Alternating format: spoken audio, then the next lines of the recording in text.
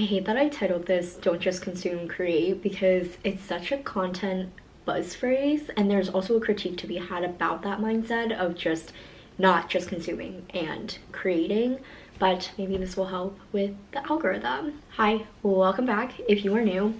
I mean, we're all kind of new here because I just started this channel, but I am Stephanie. I vlog and I make videos reflecting on media culture and everyday life. And today I am going to talk about the role of crocheting in the culture and in my life. There's something great about needing something or wanting something and making it yourself. And in this buy society, it's kind of nice to be able to step back and be like, oh no, I don't actually need that, or oh, I don't need to spend $42 on an ugly napkin holder when I can just make it myself. I say that, but I still haven't made the napkin holder that I am thinking of. But let's talk about crochet goods in mass production stores. So the hats, the bandanas, the pillows, the little trinkets and keychains and all of that.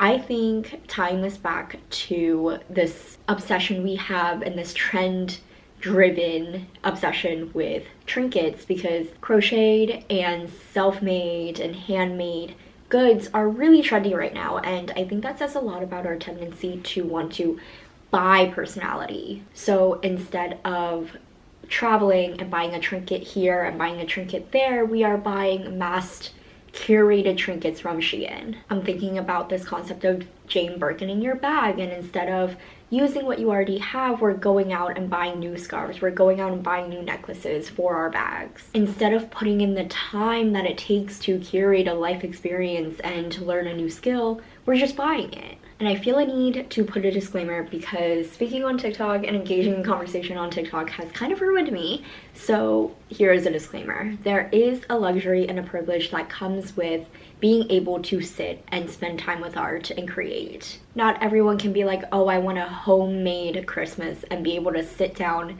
and handmade gifts or handmade stockings, all of that. Sometimes you're in a financial and life situation where you just have to buy the garland from Target. So disclaimer made, but I also want to talk about why I personally enjoy crocheting. I really like it because it gives me something to do with my hands.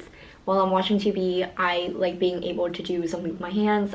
It used to be scroll, it still kind of is scrolling, but I feel like crocheting is a good replacement for just scrolling on Pinterest or scrolling on TikTok or just flipping through all the apps that I have on my phone. Crocheting is also a really good way for me to connect with my friends. I have a lot of friends who either crochet or knit or cross stitch. We have craft nights where we can get together, talk, and crochet, or when football is on, we can have friends over and we can crochet and spend that time together. I also like being able to make things for my friends and family for gifts instead of going out and buying something. I think it's personal. I like being able to dedicate that time to making something for them. Everything I've made is really beginner friendly because I am a beginner, and when I crochet, I'm kind of able to move past that like perfectionist side of me and have it look homemade, because one, it is homemade, but two, that might also say how I like to have my art and my creations. I like it to look a little imperfect, so that might be why I'm able to look past it a little bit. But let's get into what I've made so far. Something like this would have cost me $39 at Anthropologie, but I made it, and it does look a little wonky because I haven't blocked it yet. I will get to that. I love the bow trend. I love a bow, and I thought this would be good to have with our stockings over the fireplace, and then we decided to keep it up for Valentine's Day when we put away all of our Christmas decorations.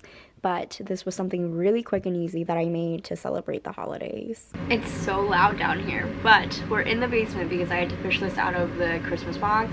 But this is my paper chain. I was obsessed with the paper chain decorations that people were doing on, like for Christmas on TikTok, but I didn't have colorful construction paper, but I did have colorful yarn.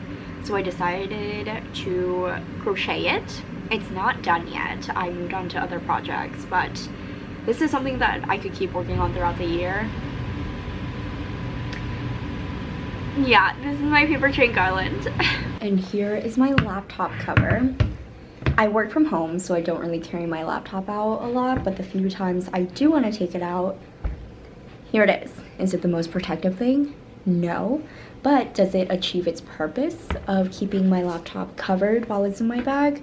Yes. Look how pretty it is. I love the color. And this didn't take me that long to make. On the note of laptop covers, I want to show you the first one that I made. The first one that I made was in January of 2024. And I gotta say, it looks horrible. I didn't know how to change colors, and I didn't know how to like tie things together. So this side, at least all the rows are going in the same direction, but this side we have some vertical and some whatever, and it's too long for the laptop, which is why I made a new one.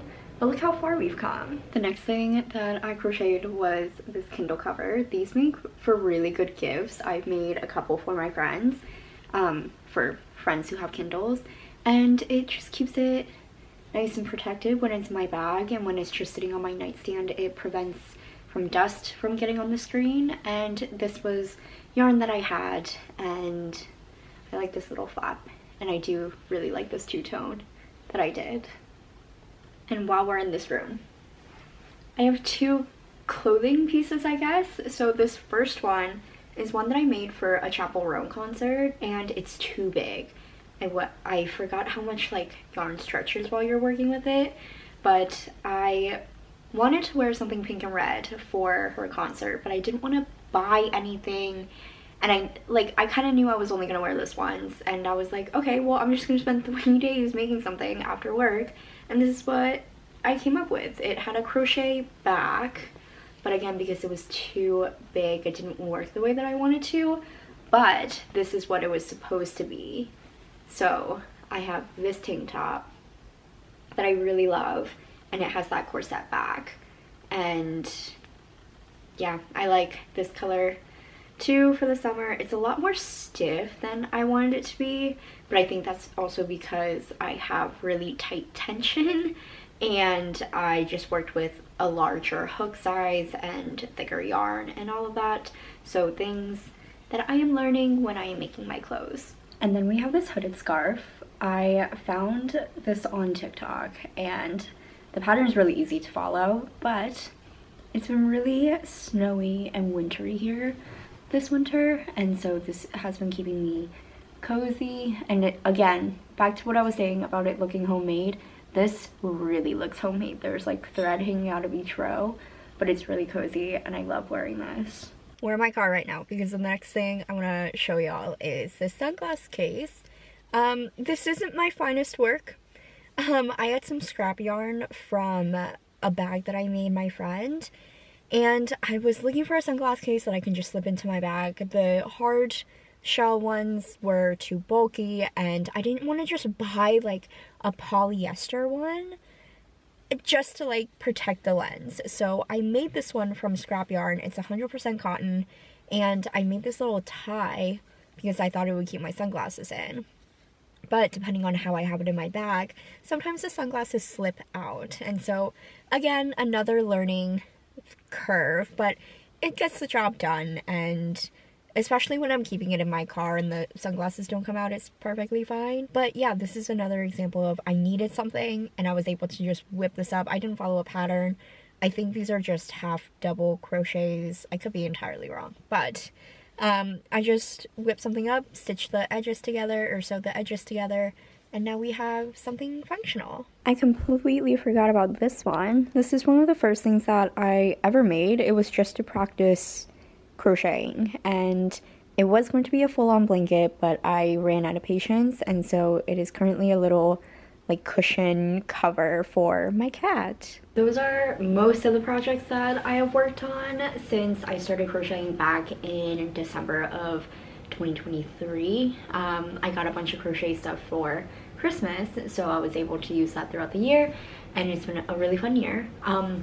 If you're wondering what that crocheted project is, that's actually a gift that my friend made me, and it's just of my cat. Okay, so what am I crocheting now? I learned that I have to crochet projects a season or two ahead of when I need it. So this past December, I was like, okay, I'm gonna crochet all of his stockings for Christmas. And I started it, and I was like, I am not gonna be able to finish this by the time Christmas rolls around. And so that is a project that I'll do this year for this Christmas. But for now, what I'm making for spring is this side tie vest And then after that, I want to make a little swimsuit cover up. And then I also want to make pan protectors because we stack a lot of our pans in the pantry. Not the pantry, the cabinets. I hope you got some inspiration from this video, either for crocheting or to better interact with our consumer culture. This is a good reminder that we have some semblance of control when it comes to the ways that things are thrown at us and the ways that we engage with the culture and buy things and stuff like that. So happy crocheting!